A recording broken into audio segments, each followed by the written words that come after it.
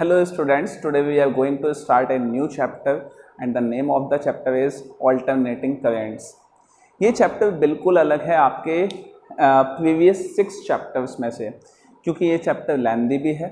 लेंदी के साथ साथ इसमें डेरिवेशंस काफ़ी ज़्यादा हैं, काफ़ी ज़्यादा डेरिवेशंस हैं। इसमें आपको अलग अलग सर्किट्स पढ़ने होंगे, उन सर्किट्स में अलग अलग वैल्यूज़ निकालनी होंगी, डायग्राम्स बनाने होंगे, तो ये चैप्टर काफ़ी ज़्यादा अलग है। तो मैं रिक्वेस्ट करूँगा बेटा कि आप इस चैप्टर को कंटिन्यूस वे में देखें।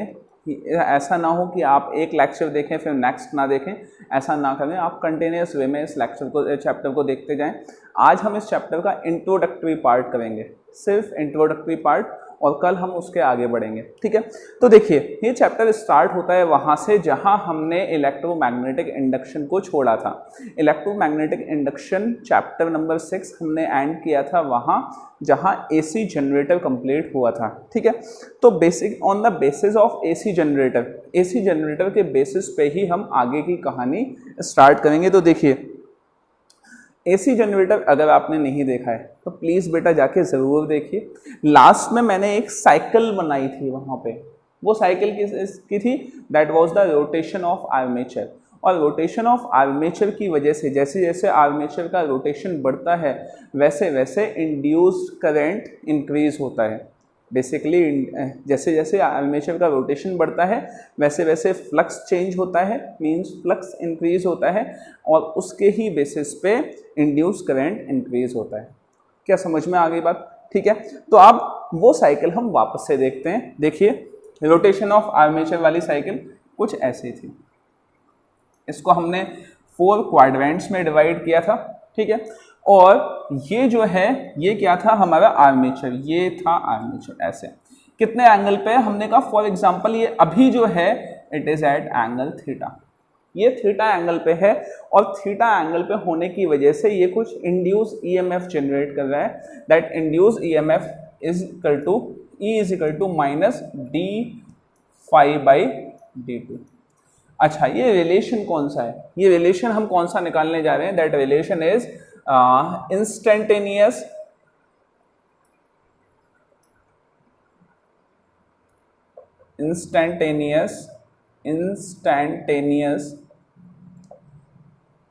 EMF and current.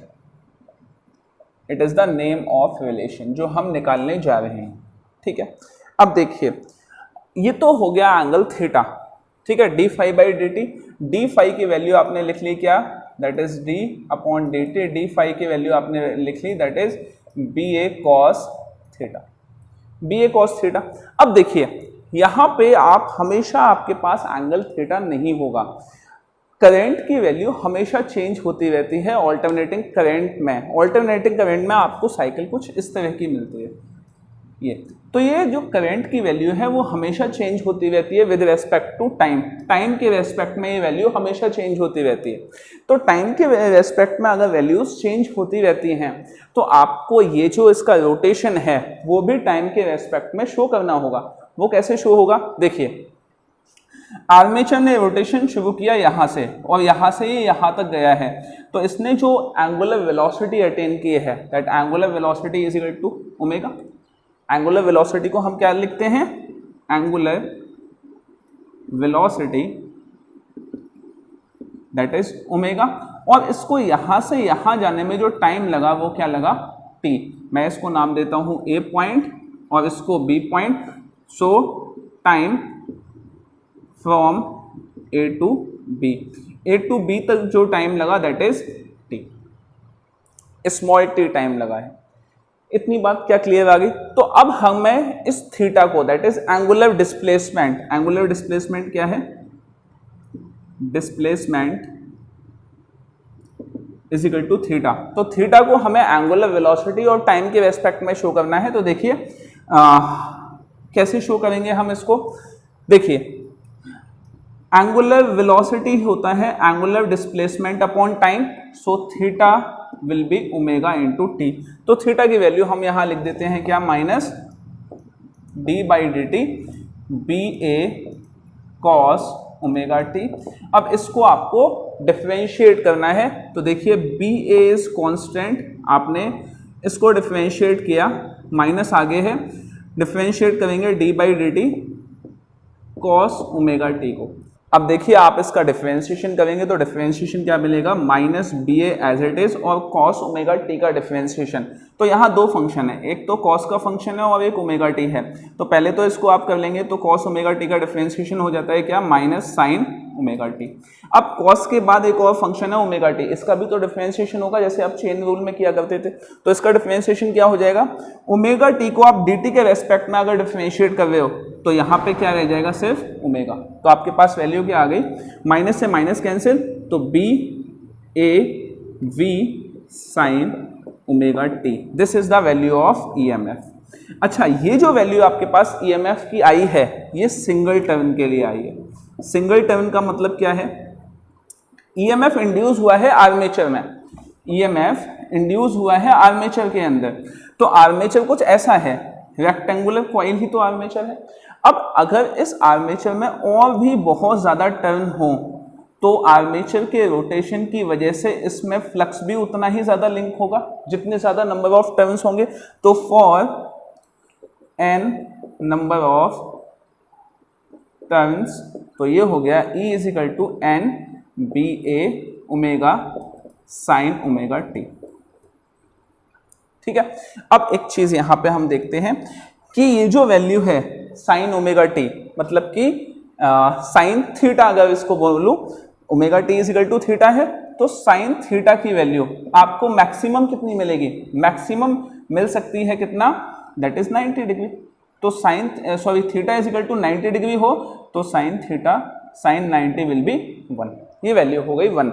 तो अगर आप साइन 90 यहाँ पे 1 रख दें, थीटा और ओमेगा टी में कंफ्यूज मत होना, इसको आप ओमेगा टी भी लिख सकते हैं। ठीक है, तो देखिए, तो E will be equal to sine 91 हो गया, आपके पास क्या बचा, एन बी ए डब्ल्यू, इसको क्या बोलते हैं, दैट इज नबाव,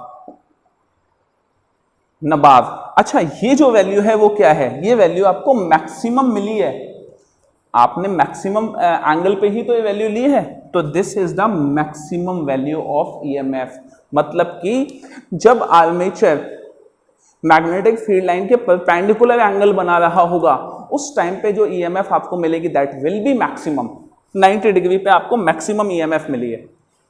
क्या समझ में आ गई बात, क्या क्लियर हो गई। अब अगर इस ई नॉट को उठा के यहाँ रख दिया जाए तो आपके पास इंस्टेंटेनियस ईएमएफ की वैल्यू हो जाएगी क्या, E is equal to E not sine omega t.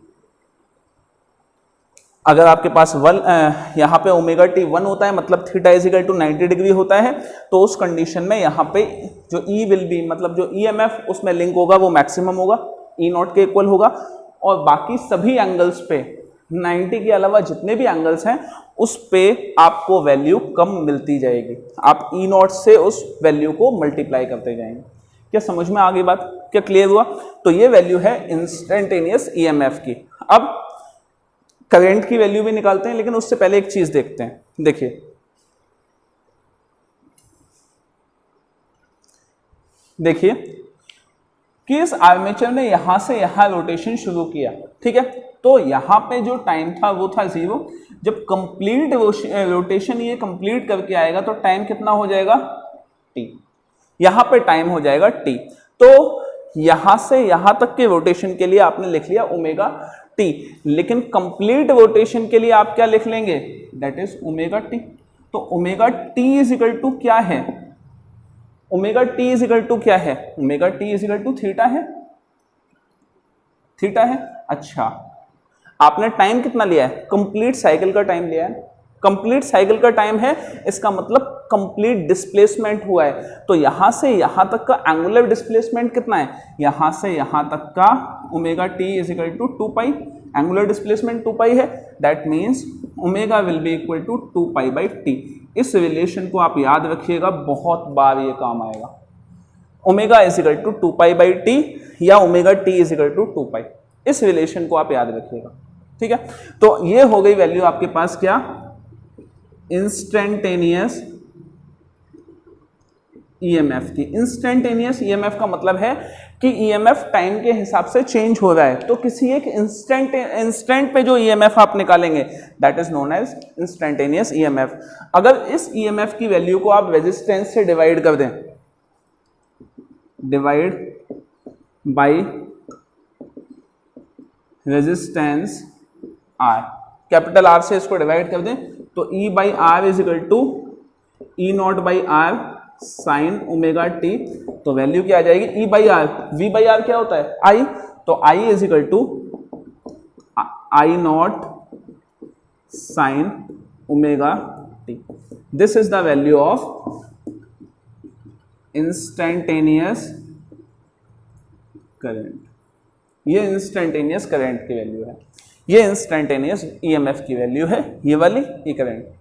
ठीक है, चलिए तो अब आपने इंस्टेंटेनियस ईएमएफ और इंस्टेंटेनियस करंट की वैल्यू तो निकाल ली, जैसे जैसे आपको एंगल मिलेगा वैसे वैसे आप वैल्यूज आपको मिलती जाएंगी उसकी।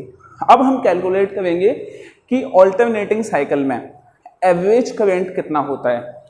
देखिए करंट चेंज हो रहा है, ठीक है, तो एक साइकिल में आपको एवरेज करंट और एवरेज ईएमएफ कितना मिलेगा वो कैलकुलेट करते हैं।